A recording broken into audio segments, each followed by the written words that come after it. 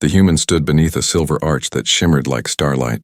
Around him, thousands of alien faces turned toward the horizon, their eyes glowing faintly under the twin moons. He had never seen such beauty or strangeness in one place. It was supposed to be a simple invitation, a peaceful guest visit to represent humanity at an alien royal wedding. But nothing about tonight felt peaceful. Something in the air whispered that he did not belong here, and that someone was watching him. Commander Ethan Hale had been chosen by the United Earth Council to attend the union between the alien kingdom of Yareth and one of its noble houses. He was told it would strengthen diplomatic ties. He was told it was safe. Yet from the moment his ship landed, he could sense an unease crawling under his skin. Every servant who greeted him bowed too low. Every royal guard stared too long. And when his name was announced before the court, the great hall fell silent, as if everyone already knew something he did not. The hall itself was breathtaking. Columns of transparent crystal rising into a golden mist, petals floating in the air as if gravity had forgotten them. Music flowed like water, and yet beneath the melody was a note of sorrow. The king of Yareth sat upon a throne of obsidian, his expression calm but cold. Beside him, veiled in silver and white, sat the bride. No one dared to look at her directly. Ethan tried to smile politely when the king's eyes met his. "Human of Earth," the king said in a voice that echoed through the walls, "your presence honors our union." The tone was polite, but distant. And then, with a single gesture, the king's advisor leaned close and whispered something. Ethan could not hear the words, but the moment he did, the king's gaze hardened. "Let the feast begin," the king said flatly, his voice colder now. As the music resumed, Ethan was led to his seat among alien dignitaries. A drink shimmered before him, glowing blue. He hesitated before tasting it.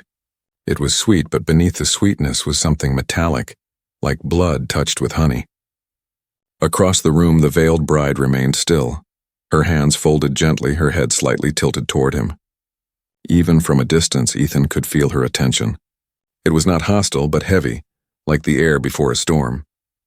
Later, as the feast continued, a servant approached and handed him a crystal card. "For the guest of honor," she whispered before vanishing into the crowd. He looked down at the card, an invitation within an invitation. The writing was in alien script, but somehow he could read it as if it were written for him alone. "Meet me in the Garden of Echoes before the moons fade." His heart skipped. The letters glowed faintly, fading with each breath he took. Was it a prank, a test? He did not know. But curiosity pulled stronger than reason. The Garden of Echoes lay beyond the royal halls, a place of whispering trees that sang when the wind passed through them. The air there was colder, filled with light from the moons, and there, beside a fountain that flowed with liquid crystal, stood the veiled bride. When she turned, the moons caught her face through the thin veil. Her skin was pale gold, her eyes bright as glass. Yet it was not beauty that froze him. It was the sadness behind her gaze, the kind of sadness carried for lifetimes. "You came," she said softly. Her voice was music and mourning woven together. "I received your message," Ethan said carefully. "You wanted to meet me?" She stepped closer. "They told you I am to wed the Prince of Yareth. But that is a lie. My name is Sarai, and I have lived 100 years. My wedding is not a union, it is a sentence," Ethan frowned. "Sentence?" Her eyes flickered with pain. "Our laws bind me to marry a soul chosen by the throne every century. Tonight that soul is missing." He fled before the ceremony. The king fears shame, so a substitute must take his place before dawn. The realization struck him cold. "And you think they'll choose?" Her silence answered for her.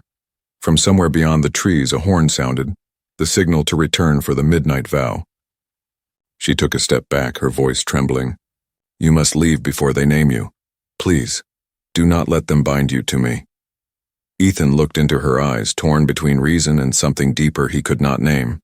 "Why warn me?" he asked. Her lips curved in a faint, broken smile. "Because I remember love, and I will not let another stranger be sacrificed for a kingdom's pride." Before he could speak, guards' footsteps echoed through the trees. Sarai's veil fluttered as she turned away, her words barely a whisper. "Run, human." Before the vows are spoken, Ethan hesitated, but the air had already changed. The music from the hall had stopped. In the distance, the king's voice rose, solemn and sharp. "The chosen has arrived," he declared. Let the union begin. And though Ethan could not see it, every eye in the hall turned toward the empty seat where the human guest once sat. The night deepened over the palace of Yareth. 2 moons hung over the spires like silent watchers, and the air itself seemed to hold its breath. Ethan ran through the glowing corridors, heart pounding. Every turn led him to another mirrored hall, every reflection showing a version of himself that looked more like prey. He had tried to flee, but the palace was a maze designed to keep guests inside. Somewhere behind him, footsteps echoed in perfect rhythm, royal guards closing in. He turned a corner and froze. Before him stood Sarai, her veil gone now.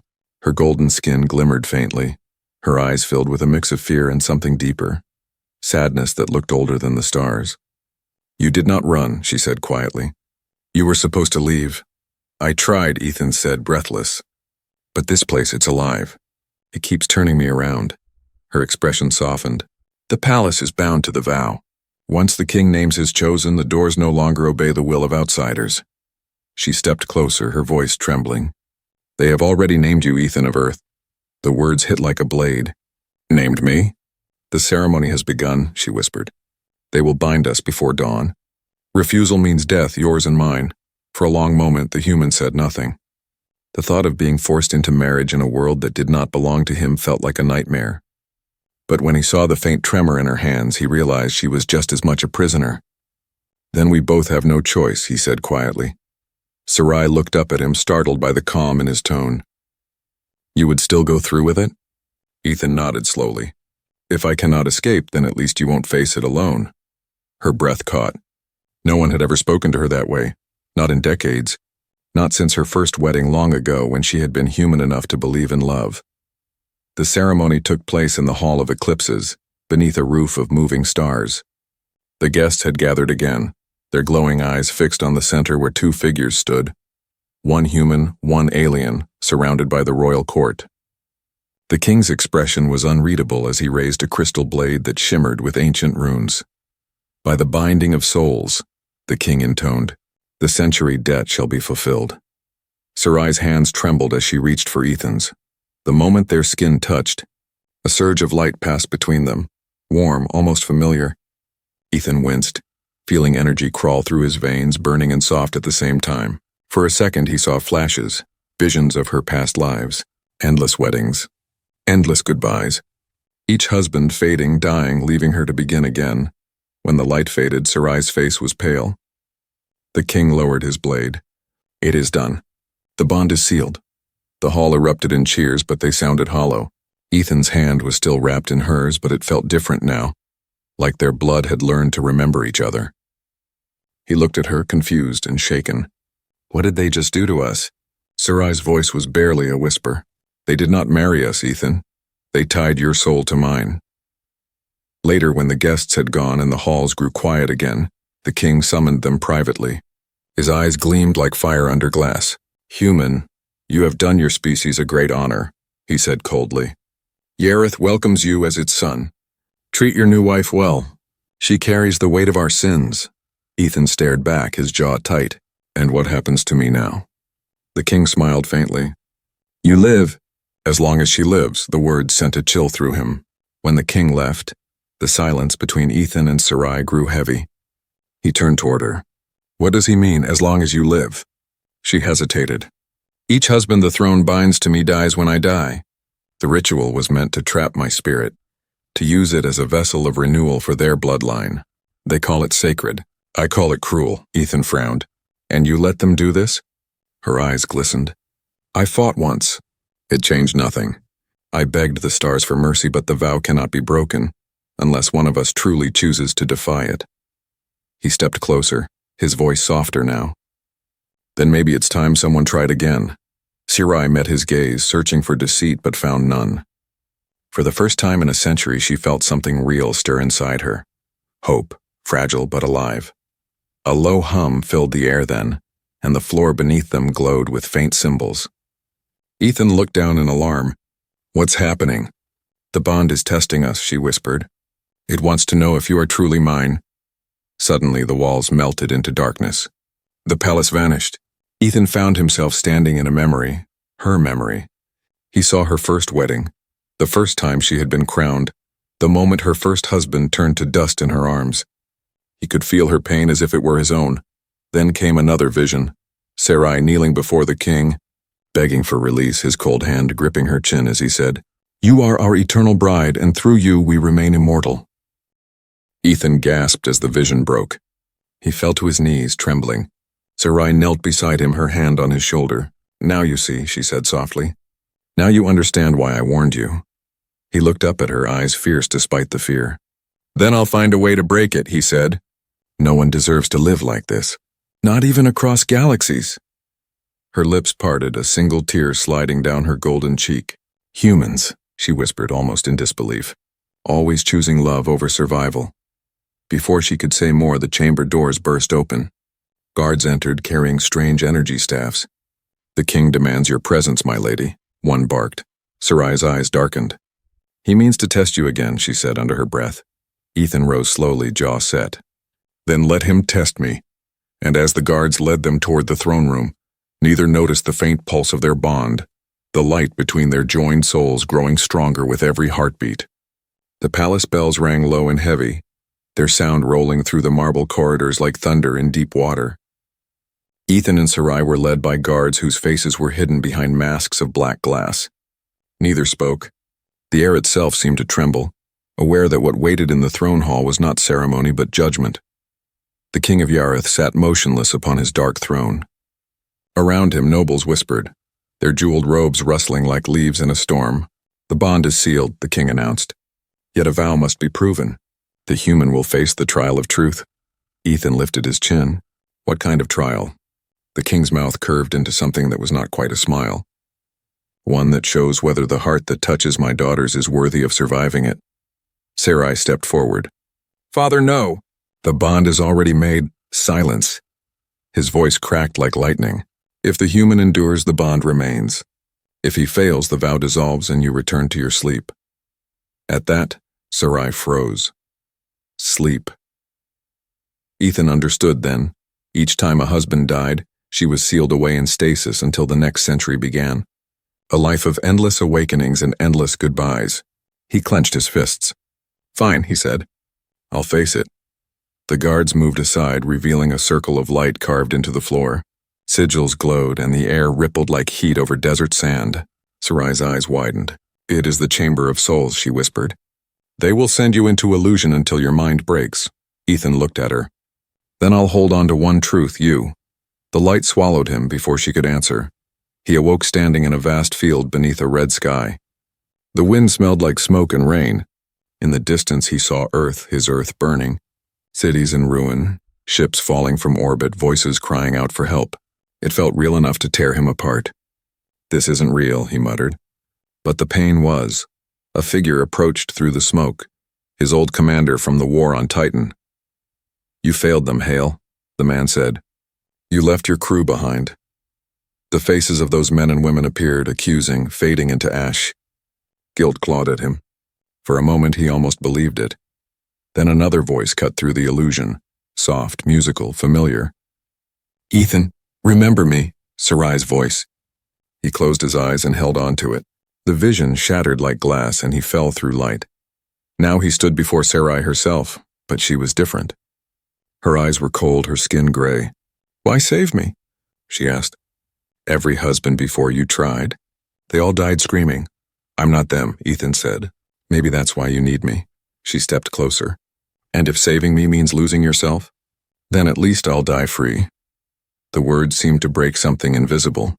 The illusion cracked again, light pouring through. He gasped as he returned to the real world, collapsing on the palace floor. The circle dimmed. The nobles murmured in disbelief. The king rose slowly. "Impossible," he hissed. "No human mind should have endured the chamber." Sarai ran to Ethan, kneeling beside him. His pulse was weak but steady. When his eyes opened, he managed a faint smile. "Told you, I'd hold on." For the first time in 100 years, Sarai's tears touched the marble. The king's fury burned brighter. "Guards, take him, lock him in the starlight cell." Ethan was dragged away while Sarai was forced to her knees. The king's voice shook with rage. "You dare feel for him? He is mortal. His heart will wither before your next dawn." But Sarai looked up, defiant. Perhaps that is why it matters. He still chooses love, even knowing it will end. The king's eyes narrowed. Then love shall be your undoing. Hours later, in the starlight cell deep beneath the palace, Ethan sat against a wall of glowing stone. Every heartbeat echoed inside the small chamber. The bond pulsed faintly across his chest, a golden thread of light connecting him to Sarai somewhere above. He could feel her grief like a whisper in his mind. He closed his eyes. Sarai, can you hear me? A faint warmth answered. Yes, they mean to end you at dawn. Let them try, he whispered. Tell me how to break this curse. Silence for a long moment. Then if a husband ever loved me without fear, the vow would fail. The power feeds on obedience, not love. Ethan exhaled slowly. Then maybe your people will finally see both. He rose, studying the shimmering wall. The energy field hummed with the same tone as the vow that had bound them. He pressed his hand against it. You're built on light, he muttered. Let's see how you handle darkness. He dimmed the lamp on his wrist communicator, flooding the cell with shadow. The bond across his chest flared brighter, reacting. Sparks danced along the wall until a small fracture appeared. A path, tiny but real, up above. Sarai felt it too. The golden thread between them burned like fire. She gasped, clutching her chest as the palace shook. The king rose from his throne, sensing the shift. He is breaking the seal, he snarled. End him before dawn. Guards rushed downward. Sarai turned toward the window, the moons gleaming in her eyes. Hold on, Ethan, she whispered. For the first time, I want to live. And deep beneath the palace, the human smiled through the pain. Then live we shall, he said, pressing his hand once more into the light as the fracture widened, flooding the darkness with a glow that even the king of Yareth could not ignore. The palace trembled as if the world itself had awakened from a long nightmare. Lights flickered through the walls like lightning trapped in glass. In the deepest chamber, Ethan pressed his palm harder against the glowing crack. The hum of the energy shield screamed back, fighting him, but something inside him refused to stop. His blood burned. The bond mark across his chest pulsed with gold fire. When the barrier finally shattered, the explosion of light threw him across the room. He hit the ground hard, coughing, but the pain only proved one thing. He was free. Outside his cell, alarms wailed through the halls. Guards shouted in panic. Ethan staggered up, breathing heavy, every step guided by the pull of that faint, invisible thread connecting him to Sarai. She was calling to him. He could feel her fear as clearly as his own heartbeat. In her chamber above, Sarai clutched the balcony rail, the stars blurring through her tears. Below, the kingdom was chaos, soldiers running, lights dying, the ground shaking as if the planet itself no longer obeyed its king. She had never felt the vow tremble before. It had always been eternal, unbreakable until now. Her door burst open. The king entered, his robe dragging shadows behind him. He dares defy the vow, he snarled. He is tearing apart what gods themselves forged. Sarai turned to face him, her eyes bright with fury. Then maybe the gods were wrong. The king's expression hardened, centuries of cruelty reflected in his cold stare. You forget what you are. You are not a woman. You are the vessel of Yareth's eternity. Without you, our bloodline dies. Then let it die, she whispered, because what you call eternity is just a cage. The king raised his hand. Energy crackled between his fingers. If the human breaks the bond, he breaks you. Sarai's heart stopped. What do you mean? The vow binds your existence. If it ends, so do you. Her breath caught. The truth burned through her like fire. Every husband who had ever died had fed the vow. If Ethan shattered it completely, she would vanish with it, and yet, she smiled. It was small, broken, but real. Then I would rather fade free than live chained. Down below, Ethan reached the grand atrium, a hall of mirrors and moonlight. His reflection flashed on every surface, each one showing a different version of himself. Some frightened, some furious, some fading. He ignored them all and followed the light. At the far end, he saw her. Sarai stood framed by the twin moons, her gown flowing like liquid silver, her eyes glowing faintly gold. He froze for a second. She looked more spirit than flesh. Ethan, she breathed. You escaped, he smiled weakly. You sound surprised. I am. No one ever does. He stepped closer. Then I'll be the first. Before she could answer, the king's voice boomed through the hall. You cannot defy the vow, human. You think love is stronger than power? Ethan turned. The king stood at the far end, his body surrounded by a storm of light. "I don't think it," Ethan said. "I know it." The king lifted his hand. A blast of energy surged toward Ethan like a tidal wave. Scifi screamed and time seemed to slow. The moment before the light hit, Ethan reached for her hand. Their fingers met. The golden bond flared so bright that it swallowed everything. In that blinding instant, Ethan found himself somewhere else entirely. The world around him dissolved into mist. He and Scifi stood inside a vast sphere of golden light, the space between worlds, the heart of the vow. Endless threads of energy stretched outward, connecting every past husband, every lost soul that had ever been bound to her. Faces flickered like dying stars, whispering her name. Scifi's voice trembled. "These are the ones who came before. They died so the vow could live. So I could live." Ethan looked around, his throat tight. "Then let them rest," she met his gaze. "If we break it, I will die too." He shook his head. "No, you'll be free." "That's what life really means," tears shone in her golden eyes. "You do not even know me, human." "Why would you do this?" Ethan smiled faintly. "Because maybe in another lifetime." "I already did." Something inside the vow cracked. The golden threads trembled, snapping one by one. The light grew unstable, shaking like a dying sun. Scifi gasped as her body began to fade around the edges. "Ethan, stop. You will lose me." He stepped closer, cupping her face, his voice steady even as the world broke apart. "Then I'll remember you, across stars, across centuries. And maybe that's enough." Her tears turned to light, streaming upward into the void. "You foolish, brave human," she whispered. "You were never meant to be here, yet you became my heart." With that, she pressed her forehead against his. The bond exploded. When the light faded, the palace was silent. The king lay upon his shattered throne, the crown rolling from his hand. The hall was filled with ashes of gold. Ethan lay unconscious among them, his chest still glowing faintly. But Scifi was gone, no veil, no trace, no sound. Only a whisper of her name lingered in the air, like a sigh from another world. A single tear fell from his closed eye, glinting in the faint light. Then somewhere deep in the ruin a voice whispered faintly, "You kept your promise." Ethan's eyes opened slowly. The bond mark on his chest had vanished, but he felt something warm against his palm. A golden petal, soft and glowing, rested there. He smiled through the ache. Then maybe love really is stronger than eternity. And outside the palace, dawn broke for the first time in 100 years. The sun rose over Yareth for the first time in a century. Its light crawled across the ruins of the once golden palace, catching on broken crystal pillars and the shattered throne of a fallen king.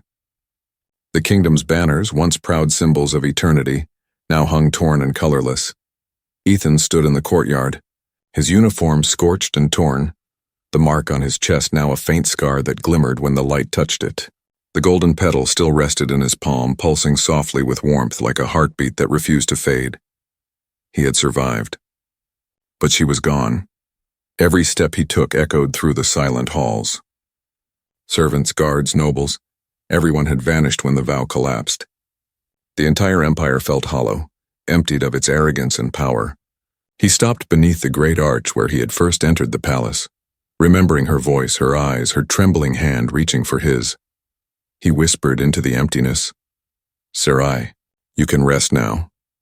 But the wind that answered was strange, gentle, humming, almost alive. It moved around him like a melody half-remembered, carrying faint whispers in a language older than stars.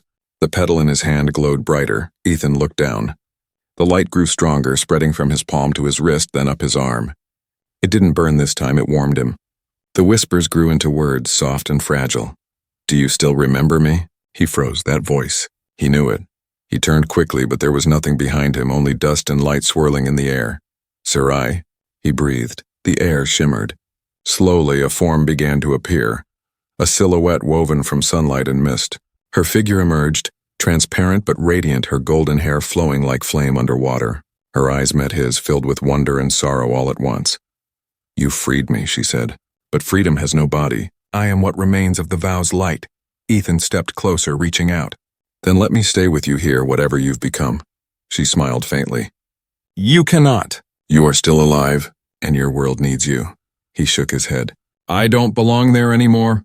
Everything I knew died with the first blast of your father's throne. You're all I have left." Her expression softened, the sadness deepening. "You think love is chains, Ethan, but love is release." She touched his face, her hand made of light and warmth. "You gave me back my soul. Now let me give you yours." The light around them shifted. Suddenly he was standing at the edge of the landing bay where his ship waited, repaired and untouched. The palace behind him was crumbling, fading as though the world itself was letting go of its illusion. He turned to her. "If I leave, will you still exist?" Sarai's form flickered. "In every sunrise, in every wind that touches your world. And when your time ends, I will find you again. Because our bond wasn't built by a vow. It was born from choice," the words broke him. For a moment, he stood frozen between two worlds. Human and alien. Life and memory. Then he stepped forward and wrapped his arms around her light, feeling her warmth pass through him like a dream he refused to wake from. "I'll find you," he whispered, "even if it takes another 100 years. Her voice trembled as she answered, "Then the stars will wait for you." The light faded. The wind stilled. She was gone. Years later, stories spread across the colonies. They spoke of a lone human traveler who carried a fragment of living gold within his chest. Wherever he went, dying worlds began to bloom again. Crops grew in sand. Air became clear. Water sang. The scientists called it impossible. The people called it divine. Ethan called it her. He never stayed in one place for long. Every time he looked up at the twin moons or saw the shimmer of dawn over a distant horizon, he felt her. Sometimes when he stood still enough, he heard her laughter in the wind. He had become the legend she never could, the man who brought light from a broken vow. But deep down, he knew it was not his power that healed. It was hers, echoing through him, a gift that would never die. One night, as he drifted in orbit above a forgotten planet, he dreamed of Yareth again. But this time the palace was not in ruins. The halls were filled with light, and a woman in silver waited beneath the moons. She turned, smiling the same way she had the first night they met. "Ethan," she said, "you kept your promise." He reached for her, his heart steady and calm, "And you kept yours." The dream faded slowly, but when he awoke, he found a single golden petal floating in the air beside him, glowing with life. He smiled, eyes closing as the stars drifted past. "Guess love really does live forever," he whispered. And far beyond the galaxies, somewhere between time and eternity, Sarai's laughter shimmered once more, soft, free, and endless.